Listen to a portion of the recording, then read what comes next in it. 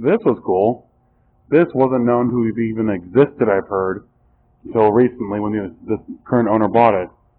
Now you'd think, okay, it's a 1970 Hurst 300, or 300 Hurst. It's not just a 300 Hurst. It is the prototype 300 Hurst. It has a bunch of parts, as I understand it, that are unique to this car. We're not on production vehicles. Like it's a fiberglass car, fiberglass hood that was riveted onto mostly metal substructure. It's got a 440 engine with AC, and about here's the kicker: power sunroof. Interior is mostly still intact. It's got a 4-speed, or maybe an automatic on the floor that looks like a 4-speed, and the custom spoiler in the back. That's also completely made out of fiberglass.